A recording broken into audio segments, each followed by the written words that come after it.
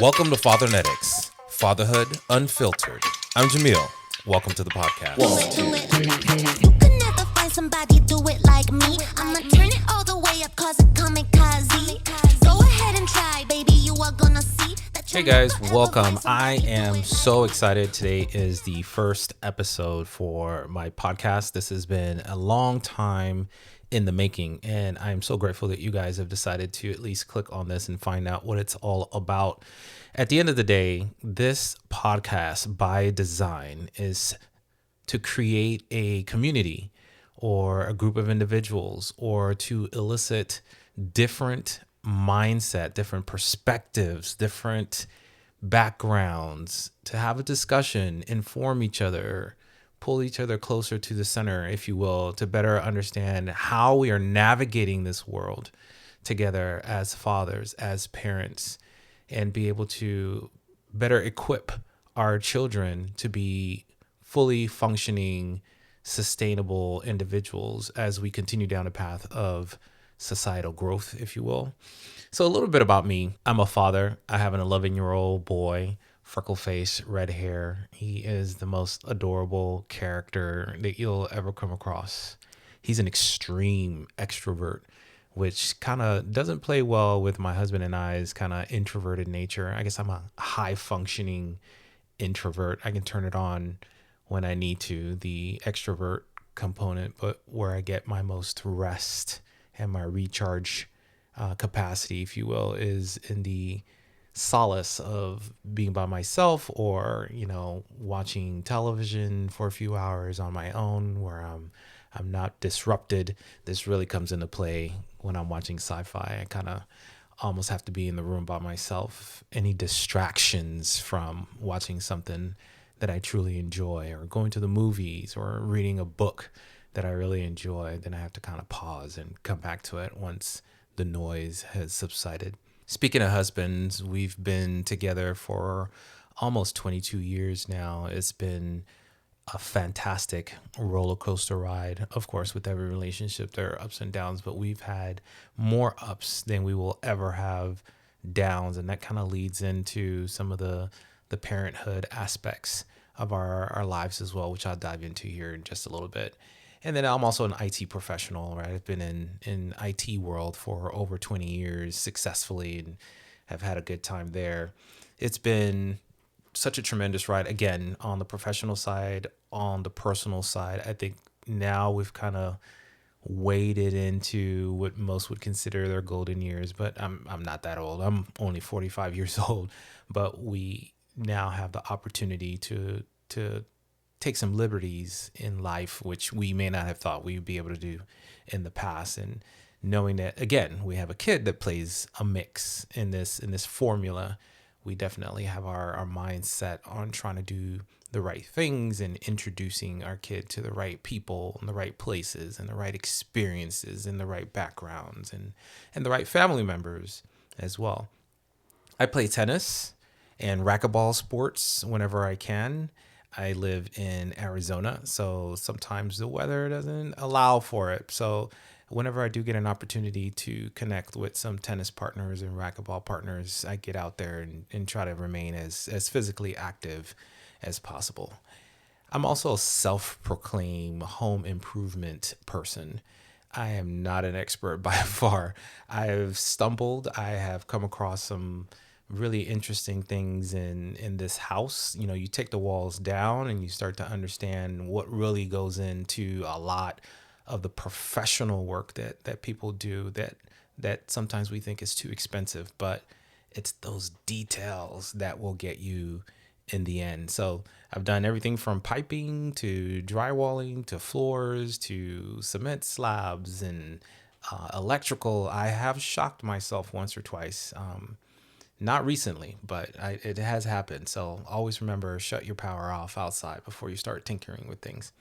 I was born and raised in Panama, and my parents are from Panama. My brother and sister are from Panama. We have such a rich tapestry of culture coming out of Central America. I just like to make sure that I can bring that into a lot of the conversations that we have as well. It's such a key part of who I am today that I think is hard to unravel. So a lot of my perspectives and experiences come from being a kid in Panama and growing up around my parents, and how I saw my dad as a male figure in the home relate to us and engage on a professional level, going to work, coming back, and then being at home and trying to introduce us again to new experiences and new things and mindsets. How do you see this? How do you visualize that? Why is it important to really have family be as close as we want them to be, even in our adult life? So I think those are amazing topics that we will cover, not just in this particular intro, which will be very brief as far as the topic coverage is concerned, but certainly whenever we have additional guests that may join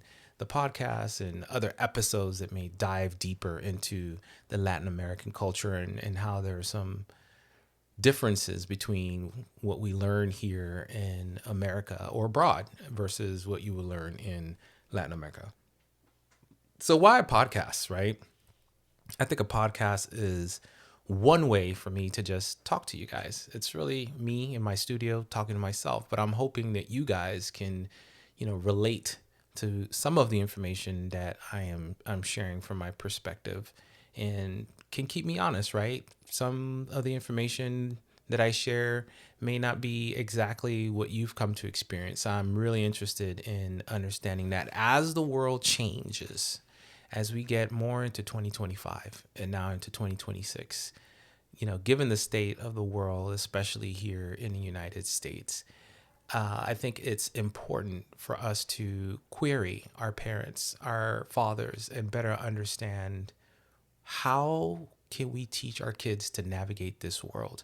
What kind of adults are we going to be producing, if you will, or equipping to identify themselves to be able to navigate this world and make it a better place than it will be today, or that we had it, yesterday. I know we've all been through our strifes, right? In the LGBT community, we have recent years gone through a lot of struggles and have seen some amazing successes come out of that. Just for myself and Nicholas, being able to legally be married, be able to legally adopt a child, be able to legally do most things in this country is recent and it's new.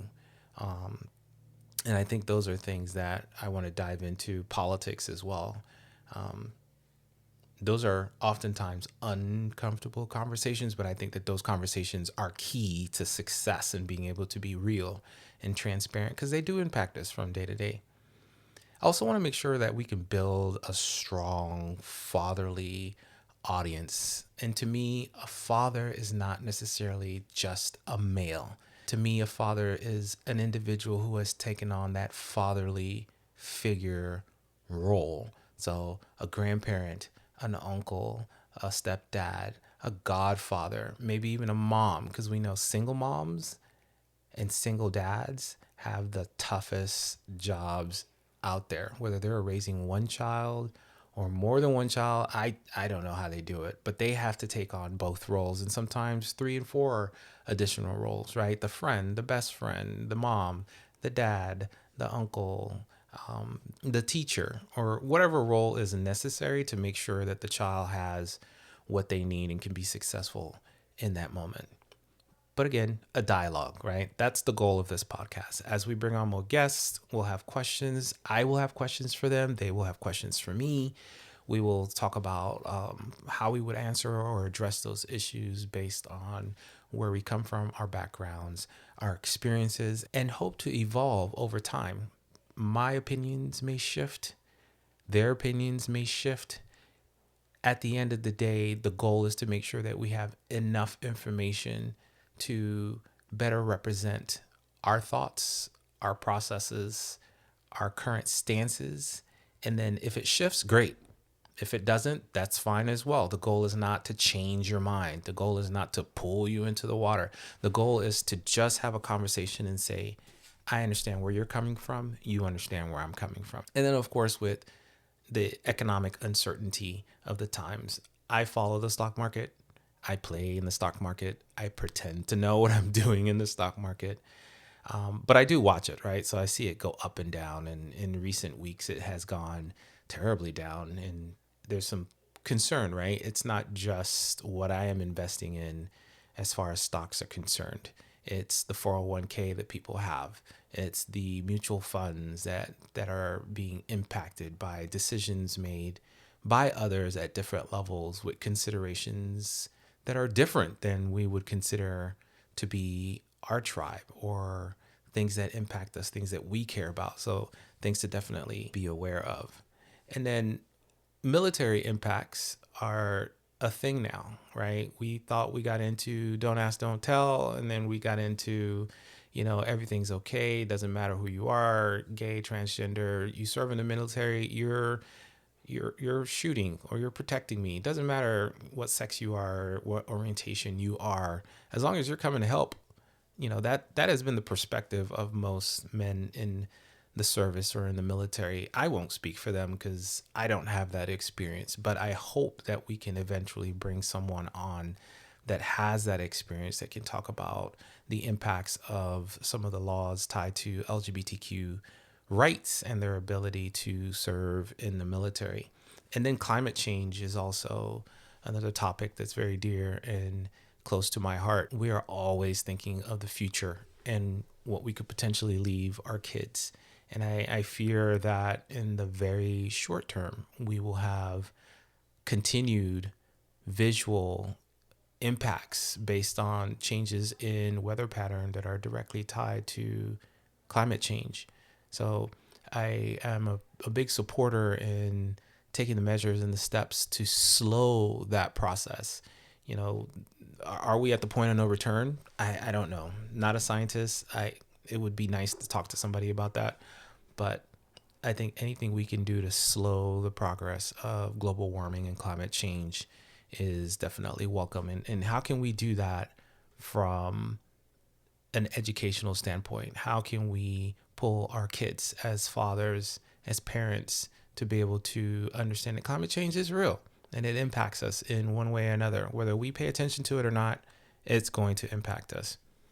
And then, of course, legal protection for parents and their right, especially as LGBTQ parents. Some of the laws that are out there that govern the adoption process. Can you adopt? Can you not adopt? Some of the legal rights out there that govern those who are parents through surrogacy or through some other means that are currently being modified or changed based on public opinion or misunderstanding, or not caring enough to know that love truly is love, and these kids need the support that they need. Access to adoption is part of that as well. Nicholas and I went through the adoption process with our son, so we'll spend some time talking about that experience for us, and certainly want to encourage those that have had the same, similar, or different experiences to engage with us in a conversation, to make sure that the audience out there that are really thinking about the adoption process really have an opportunity to dig in and be better educated based on experience, right? They're people that have gone through it. It's more than just reading the literature that may or may not be available out there for LGBTQ couples, or an LGBTQ parent, a single parent who's looking to adopt. Those are also options. And then, of course, workplace equity. That's a big one, right? We are all in some sort of a career, whether we are running our own businesses, whether we are an employee at a corporation, whether we work at a small store in a small town.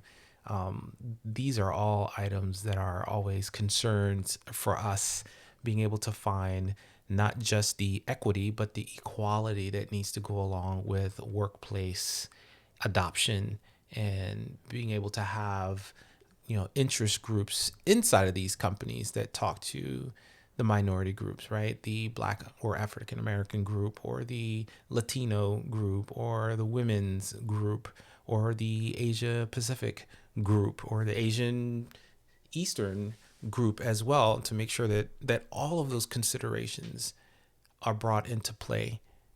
I think in any career, the more diversity you have, the better equipped for success that you can be. And I think starting with equity, which is fairness, and support is key to making sure that we are all on the same level playing field. So, what is fatherhood for me? I know I mentioned that for me, fatherhood is not just necessarily the male sex, right? I think fatherhood is representative of someone who characterizes themselves as the emotional support in a household. And it's not just limited to the mother or the father or the adult in the house. I think emotional intelligence is something that's really coming into play as we start to understand more about how we interact with our surroundings, the individuals that we come in contact with, right? How do we communicate to someone so that they can effectively respond and communicate to us? The way that I talk to people and the way that I want to be engaged isn't necessarily how they want to be engaged. So they may not provide enough or the right response. We have to take the time to better understand how do we get the most out of a conversation with emotional intelligence. And I think that fatherhood is also representative of the teachers in our lives.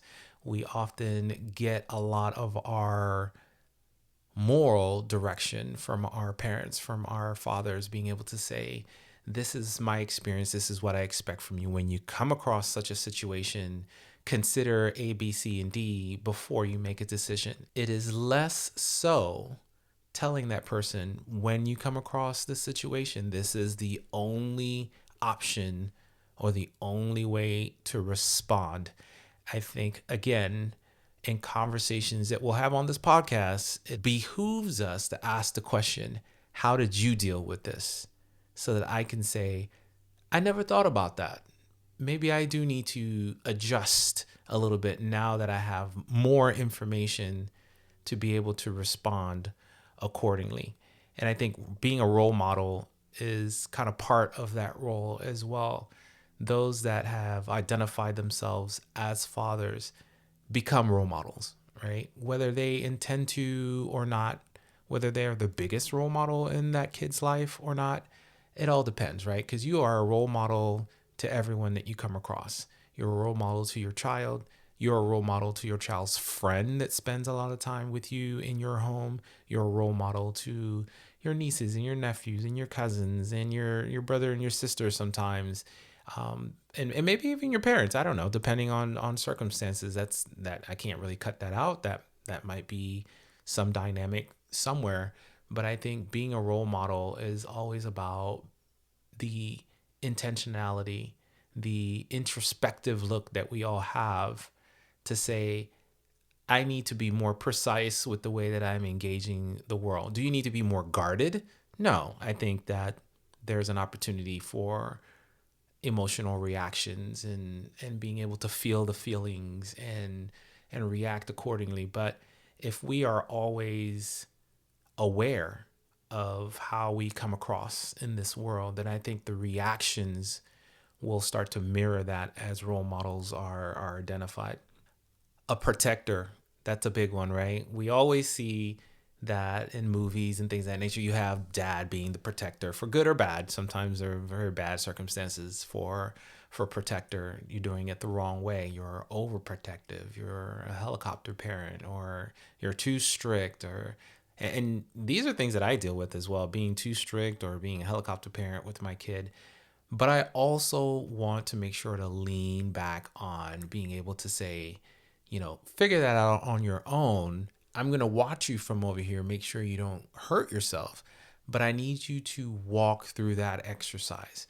Find the A that leads to the B that leads to the C. And if it takes you longer than the instant gratification that you're looking to obtain, then that's also a lesson in patience, or perhaps a lesson in failure. Failure is okay. You fail, you get up, you try again until you succeed. I think those are the things that, as fathers, we need to continue to impart into this world, into our kids, into the neighbor's kid, if they're, friends of the family. But there are also conversations I wish to have. I want to better understand from you, the audience, how you've done it before. Have you thought about it this deeply? Are we overcomplicating things? Those are good questions that I want to ask of you. And I think you are certainly in a unique position to be able to identify those. So I want to transition real quick into the adoption process, really high level, right? This is a conversation that I want to invite Nicholas, my husband, to engage with me on one of these episodes and podcasts. But, I think that going into the adoption process, there was an opportunity for me to do research and find out, hey, how does this work? What is step one? What does finding an agency really mean? And what are the right agencies to select? How does this look like from the LGBTQ perspective? Is it the same? Is it different?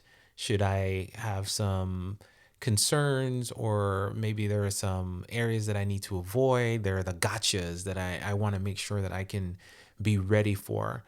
Unfortunately, there were not a lot of items that I could grab onto. There were not a lot of books that I could read that were from the LGBTQ perspective. There are lots of books out there that are about adoption from straight couples and cisgendered individuals. For reference purposes, there are roughly about two, maybe 3,000 books about adoption that are out there. Any library, any Barnes and Nobles, any bookstore that you want to go to, you will probably find something that is geared more towards the straight adoption process. In the gay world, however, there are roughly about 150, maybe 300 books that are out there that you can go to your Barnes and Noble or order online and say, hey, I'm interested in this adoption process. Let me just read someone else's experience so that I can see, hey, this has been done before. Maybe successfully, maybe not successfully. Maybe there's some challenges here that I need to be aware of for when I go through the process. I couldn't find any of those in my journey to educate myself. So just as a side note, I am an author. I'm a published author, and I am actually going down a path of writing such a book. I think it is important to be able to put out information that can be a resource to those who are looking to go down the same path. And I think, again, included in this is all the religious connotation that's tied to adoption.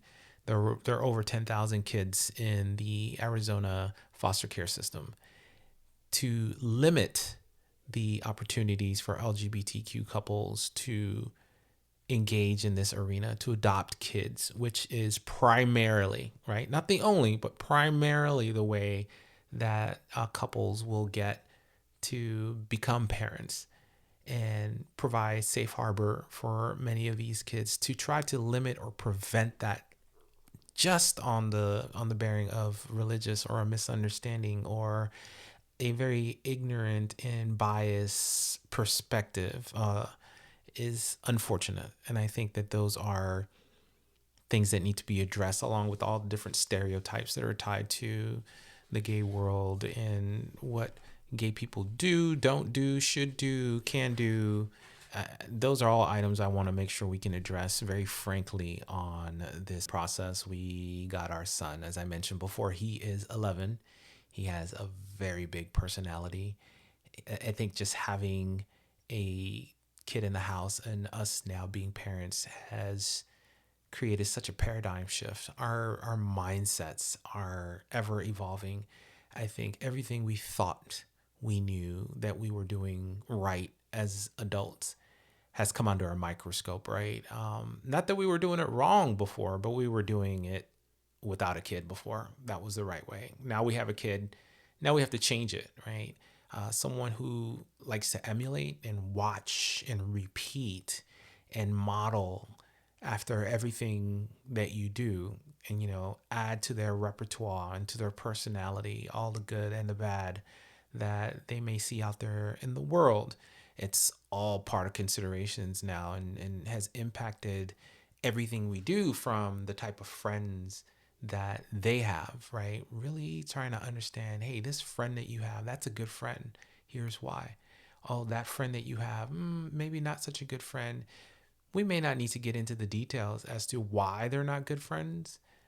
We certainly don't want to create undue prejudices, but we as parents can take that step and say, that kid, we're not inviting them over anymore because they have certain biases that they've verbalized.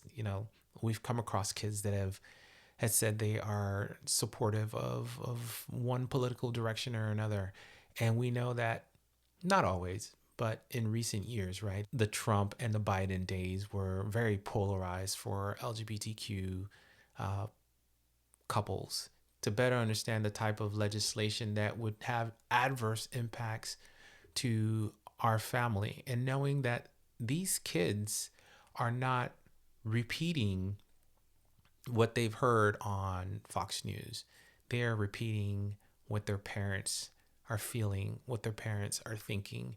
So that is the tie that we are trying to cut, not necessarily the child themselves. And is that the right thing to do? I don't know, right? Sometimes we make choices that are very polarizing. So I would encourage conversation on this one. What have you seen in the past? What have you done? What has been your experience? When is too much too much? When is, a friendship here? Let's pull that back a little bit. Maybe you're just friends at school and not friends that come into our home where it is obvious that your parents are not supporting our lifestyle. So those are our conversations that we have here at home that I want to have with a wider audience here on this podcast. And then, it extends further than that, right? It goes into the friends that we keep for ourselves. Our friends are super fantastic when it comes to their ability to be parents themselves, and introductions of the modern family and the differences in family, and this family has two dads and that's okay and here's why, as opposed to any friends that may frown on the LGBTQ concept and community and how we engage and what we should have and what we should not have. So careful considerations there as well. I do want to spend a couple of different, if not more, episodes talking about culture as well. As I said before, I come from a very Latino based culture, and then I moved here to the United States, which is a completely different culture depending on where you live in the United States and the kind of people that you interact with. But the intersectionality that I have, being Black and gay, play a really big role in how we educate ourselves, how we educate our child, being able to explain what being Black in America is all about, and the institutionalized racism that we see. How do we engage with that? How do we, and quite honestly, this is something I'm really concerned about to, a healthy degree. I know it's going to happen. We see this come across in several different ways.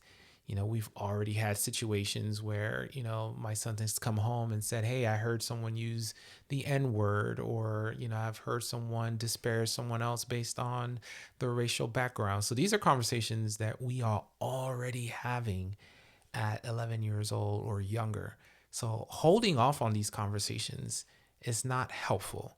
We need to make sure that as soon as it comes up, or sometimes before it does, right, we have these conversations as parents with our kids to make sure that they are equipped so that when it happens, it is not a surprise. It's not a visceral shock. They can always lean back or remember the conversations that we've had at home talking about these subjects. And on the gay side as well, you have two dads. What does that mean? We are proud to be your dad. This is why. This is why if someone approaches you and has questions, why do you have two dads? Here's something that you can share with them that may help them go, oh, that's kind of cool. And if someone's being mean to you about it, here is how we propose that you handle that as a child before, Nick and I show up to the school and have conversation with people. But again, it's all about parenting and how we educate our child and how we show up for our kids when they're being bullied when it comes to anything cultural. And of course, with cultural conversations comes the religious connotations, and how we grew up in churches. For some of us, it was churches or synagogues or whatever the case happens to be, and how the LGBTQ community was seen in that perspective.